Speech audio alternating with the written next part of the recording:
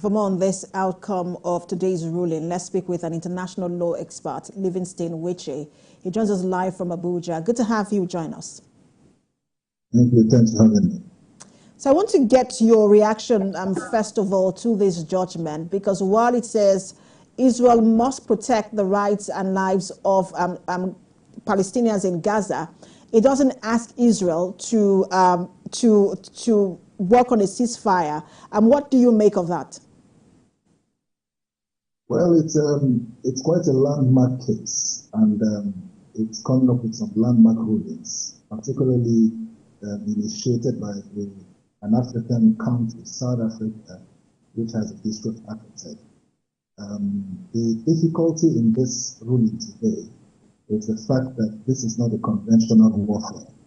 Yes, there is the need to have the civilian population in Gaza protected, but the difficulty is the fact that the question of Hamas being a terrorist organization which launched the first attack on Israel was not considered, because one had expected that the court should make pronouncements condemning the actions of Hamas in attacking Israel and, after all, beginning this war.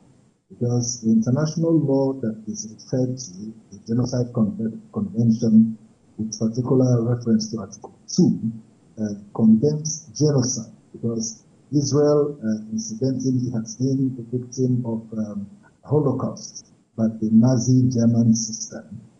It should not be found to be perpetrating genocide at this point. As such, the Hamas question, which raised the threat, has not been addressed. So Israel will be working on a very difficult terrain in complying with this ruling today. The ruling is very commendable because every right-thinking individual should be supportive of efforts aimed at protecting humanity under humanitarian laws, international humanitarian laws, because most of the casualties and victims of these wars or of this ongoing war are not direct players in the crisis, in the conflict.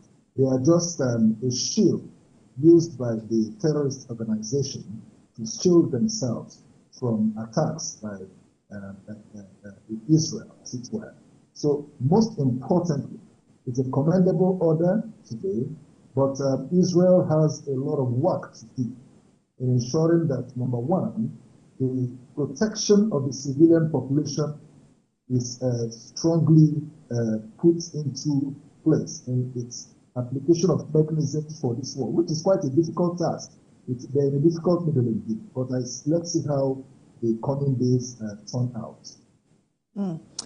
This ruling is not enforceable by the court, and Israel may decide to ignore it or comply with it. But how politically significant is it, the ruling? Well, the thing is, the weakness or the limitation of international law is the problem of enforcement, implementation.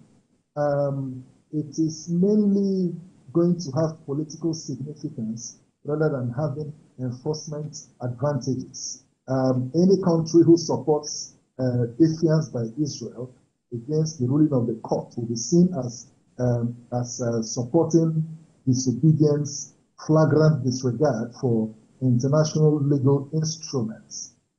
Incidentally, in today's world, international relations have become so complicated and so contradictory to the extent that enforcement of rules are based on which country is powerful enough to call the shots and to give resistance in promotion of its own interest. Because the only thing that will occasion an intervention of an interested state in an issue like this will be its own interest. In international law, it's called protective intervention. You'll remember the case of Nicaragua years ago when America had to intervene and said that the internal conflict within Nicaragua affects American interests, and so they had to take protective steps, self-defense steps to protect its own interests. And when the international court ruled against America's actions, America disregarded the ruling because it felt it could call the shots. But The beauty of today's ruling is that the International Court of Justice has assumed jurisdiction. It has ruled on the jurisdiction question in its own favor. And the difficulty, like we did mention earlier on, will be whether Israel will comply. Because Israel is fighting a war of survival. Because of the agenda of Hamas and other terrorist organizations to ensure that Israel is decimated from the face of the earth. So Israel has seen this war as its survival war, because, as it were, Israel is the only Jewish state all over the world. That's the only single Jewish state today on earth, which is ready to go any length to ensure that it protects itself and ensure that it does not go into extinction.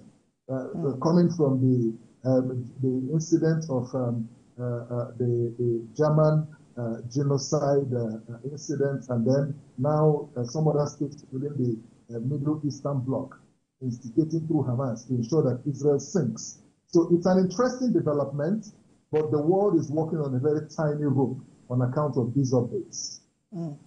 Well, the verdict on the allegation of genocide is probably going to take years, but we'll see how Israel complies with this immediate ruling. Thank you so much for your time, as always. International law expert Livingston Wiche.